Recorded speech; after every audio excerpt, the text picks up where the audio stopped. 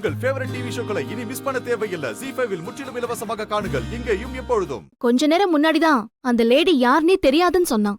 இப்போ இவங்கள பார்த்ததுமே என்னமோ ரொம்ப தெரிஞ்சவங்க மாதிரி இவங்க தான் கன்ஃபார்மா சொல்றான். எனக்கு என்னமோ இவன் தப்பிக்கிறதுக்காகவும் உண்மையான குற்றவாளியை காப்பாத்துறதுக்காகவும் இவங்கள மாட்டி விடுறானோன்னு தோணுதுப்பா. என்ன வள்ளி நீ இவளுக்கு போய் இவ்வளவு வக்காலத்து வாங்குற?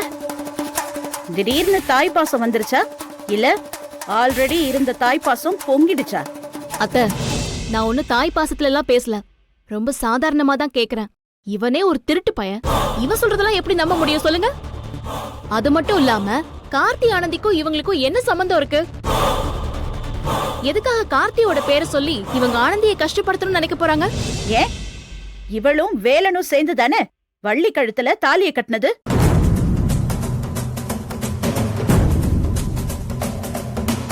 அதே மாதிரி கார்த்திக்குக்கும் ஆனந்திக்கும் கல்யாணம் பண்ணி வைக்கிறதுக்காக இவளே இதெல்லாம் பண்ணிருக்க மாட்டான்னு என்ன நிச்சயம்?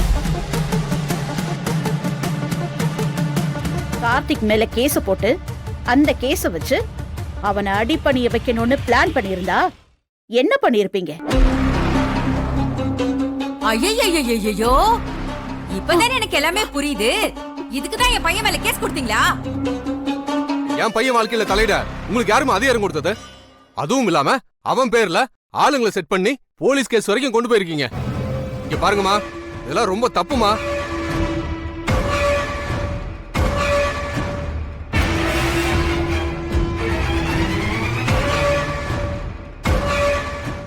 ZEE5 ஆப்பை டவுன்லோட் செய்து அனைத்து எபிசோடுகளையும் இலவசமாக பாருங்க.